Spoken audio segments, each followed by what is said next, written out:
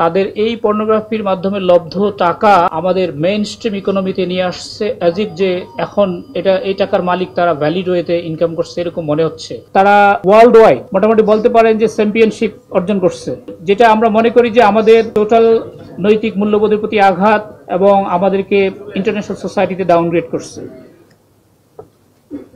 এই জন্য আমরা তাদেরকে অ্যারেস্ট করে পরবর্তীতে বিজ্ঞ আদালতে সোপর্দ করা হবে, তাদের বিরুদ্ধে আইনানুগ সকল ব্যবস্থা গ্রহণ করা হবে।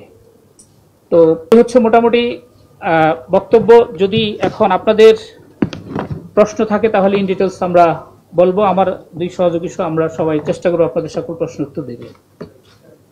হচ্ছে আমাদের সাইবার পুলিশ সেন্টারে সাইবার মনিটরিং সেল আছে একটা, তারা অনেক সেন্সিটিভ ইস্যু মনিটর করে থাকে।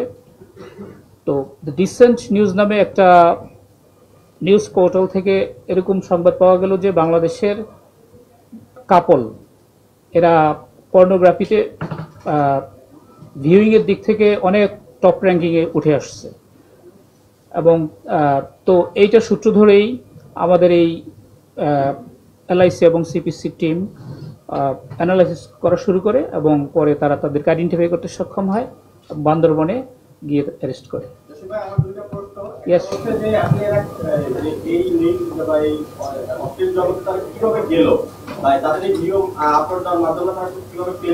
আর দ্বিতীয় প্রশ্ন হচ্ছে বাংলাদেশে এই ধরনের আরো ছোট বড় না হলেও নানা ধরনের তারকাদের আমরা দেখতে পাই অনলাইনে। সেক্ষেত্রে তাদের বিরুদ্ধে পরবর্তী আপনার ব্যবস্থা কি মিডিয়ার জন্য অপেক্ষা থাকবে না আপনারা নিশ্চয় ব্যবস্থা নেবেন?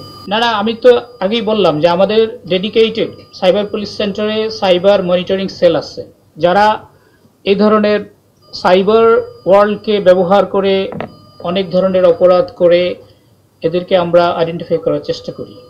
তো আমরা শুধু মিডিয়ার দিকেই তাকিয়ে থাকি না, আমাদের ইন এনি ওয়ে যদি ইনফরমেশন থাকে এবং সেটা যদি ফোরসিয়েবল হয়, সেটা আমরা বলি ইন্টেলিজেন্স, তার ভিত্তিতে আমরা অ্যান্টিসিপেট করি এবং যে সম্ভাব্য অপরাধকে যেমন আমরা ইন্টারভেনশনে সহযোগিতা করি, আবার অপরাধ হয়ে গেলে তাদেরকে অ্যারেস্ট করে আইনের আওতায় নিয়ে আসাই হচ্ছে আসলে সিআইডি আমাদের মূল বক্তব্য।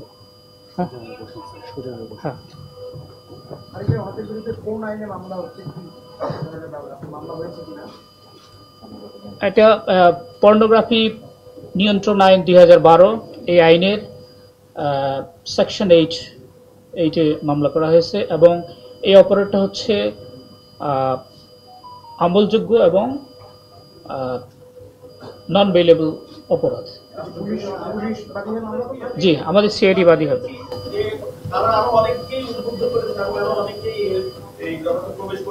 জি,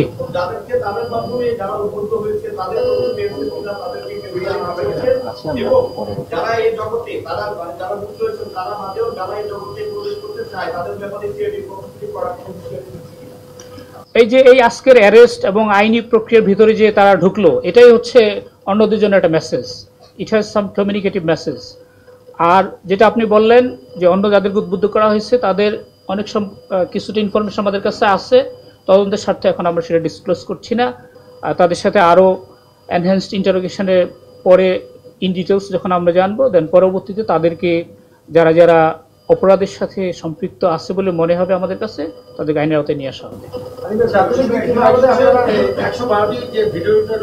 জি,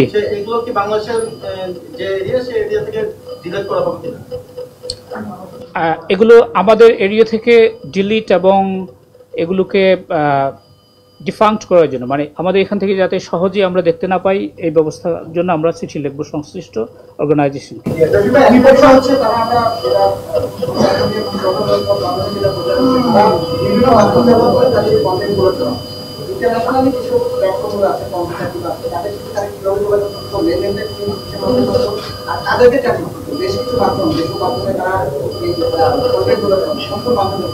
এটা আপনি জানেন অনলাইন হচ্ছে আসলে ওপেন। আপনার জন্য যেমন ওই আফ্রিকার একজনের যেমন আমেরিকার, সবার জন্য এটা হলো ওপেন স্পেস। তো এটাতে ইন্টারেক্ট করা কম্পারেটিভলি অনেক ইজি। এটা আমরা অস্বীকার করার উপায় নাই যে আমরা 100% এটাতে কন্ট্রোল আমরা করতে পারবো। আমাদের পরবর্তী ইন্টারভিউর মাধ্যমে এমন তথ্য পাওয়া যায় যে তারা তাদের এই পর্নোগ্রাফির মাধ্যমে লব্ধ টাকা আমাদের মেইন স্ট্রিম ইকোনমিতে নিয়ে আসছে, অ্যাজ ইফ যে এখন এই টাকার মালিক তারা ভ্যালিড ওয়েতে ইনকাম করছে এরকম মনে হচ্ছে, কিন্তু আসলে এটা লিঙ্ক হচ্ছে ওই যে পর্নোগ্রাফি। তো ডেফিনেটলি মানি লন্ডারিং আইনে তাদের বিরুদ্ধে ব্যবস্থা নেওয়ার জন্য আমরা চেষ্টা করব। যেটা আমাদের কিছু লিমিটেশন আছে, আপনাকে প্রথমে বলেছি যে দেখেন আইনটার নাম কি, পর্নোগ্রাফি নিয়ন্ত্রণ আইন। We can simply control it, কিন্তু আমরা পুরোপুরি এটাকে প্রিভেন্ট করতে পারবো, এটাকে এলিমিনেট করতে পারবো না। আর অনলাইন স্পেস হচ্ছে গ্লোবাল, আমরা এটা একটা পার্ট মাত্র, ঠিক আছে। সো আমরা চেষ্টা করব আমাদের দিক থেকে আমাদের সোসাইটির যে ইনটেক্ট ভ্যালিউজ সেটাকে আপহোল্ড করার জন্য সিআইডির উপরে যে পবিত্র দায়িত্ব সেটাই আমরা পালন করার চেষ্টা করতেছি। আতিক ভাই, এখন পর্যন্ত অর্থনৈতিকভাবে ওনারা কি এটা লাভবান হওয়ার জন্য নাকি সেলিব্রিটি হওয়ার জন্য গেছে, এটা কি আপনি ক্লিয়ার করতে পেরেছেন কিনা? আর যদি অর্থনৈতিকভাবে দিয়ে থাকে তাহলে আপনার কি পরিমাণ অর্থ তারা আয় করেছে এরকম কোনো তথ্য পেয়েছেন কিনা? এইটা তাদেরকে জিজ্ঞাসাবাদ করা হচ্ছে, ভবিষ্যতে আরো এনহ্যান্সড জিজ্ঞাসাবাদের ভেতর দিয়ে বেরিয়ে আসবে। তাদেরকে নতুন ক্রিয়েটরকে মানে অ্যাড করার জন্য তারা একটা টেলিগ্রাম চ্যানেল ব্যবহার করতো, এবং সেখানে নগদ অর্থ প্রদান করা, এবং নগদ অর্থ আসলে কি পরিমাণ প্রদান করতো, চ্যানেলটাতে কি পরিমাণ মেম্বার রয়েছে, আমরা ওই আইডিগুলো আইডেন্টিফাই করছি এবং তাদের লিঙ্ক পরিষ্কারভাবে পাওয়া গেছে। এই জন্যই প্রাথমিকভাবে তাদেরকে আমরা মানে বোঝা যাচ্ছে যে তারা এই অপরাধের সাথে যুক্ত, ঠিক আছে। হ্যাঁ, হয়তো এর আগেও চেষ্টা করা হয়েছে, এভাবে সফল হতে পারে নাই, কারণ এরা হচ্ছে অপরাধ করে, প্রিভেন্ট করে এবং নানাভাবে হাইড করে। হ্যাঁ, এটা হচ্ছে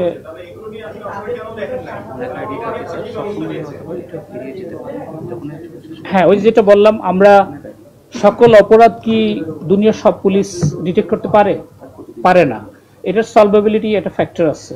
অর্থাৎ আমি এটা নিয়ে কখন আপনার সামনে আসবো, আজকে কেন আপনাদের সামনে আসছি, কারণ আমার সাবস্টেন্সিয়াল সাকসেস আছে, আমি অ্যারেস্ট করতে পারছি এবং তাকে একটা ক্রাইমের সাথে লিঙ্ক করতে পারছি। এর আগে হয়তো আমি দেখলাম ক্রাইমটা কিন্তু প্রপারলি আইডেন্টিফাই করতে পারি নাই, বা আমার কাছে যে এভিডেন্স ছিল that was not good enough, ঠিক আছে।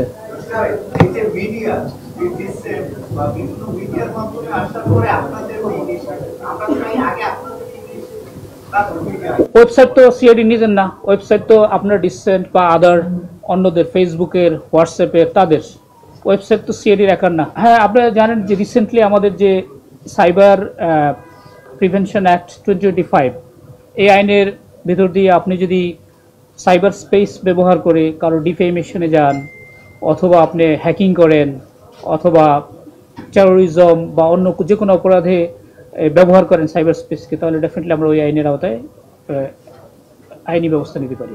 আচ্ছা, একটি জাতীয় দৈনিকে কিন্তু আমরা 1 মাস আগে দেখেছি যে পয়েন্ট সাইটগুলো সম্পূর্ণভাবে বন্ধ করে দেওয়া হয়েছে, এবং তারপর দেখা যাচ্ছে 1 মাস ওভার হয়ে গেছে, এখন পর্যন্ত পয়েন্ট সাইটগুলো কিন্তু মানে পুনরায় মানে আগের মতোই আছে। তো আপনারা মানে এই যে ধরনের আপত্তিকর ঘটনা ঘটছে, আপনারা পক্ষ থেকে কোনো ব্যবস্থা গ্রহণ করার মানে পরিকল্পনা করছেন? এটা হচ্ছে হাইলি টেকনিক্যাল ইস্যুস। আমরা হয়তো যারা সাধারণ বিটিআরস থেকে আমরা লিখি তারা এটা বন্ধ করলো, তারা ডিফারেন্ট প্রোটোকল, ডিফারেন্ট ডোমেইন ব্যবহার করে আবার আরেকটা পর্যায়ে তারা নিয়ে আসে এগুলোকে। তো এটা হচ্ছে মানে কন্টিনিউয়াস, এটা চলতে থাকবে। হ্যাঁ, তারা ডিফারেন্ট ওয়েতে আসবে, আমরা এজ এ পুলিশ অফিসার হিসেবে চেষ্টা করব আইডেন্টিফাই করা এবং তাদেরকে আইনের আওতায় নিয়ে আসা। Thank you.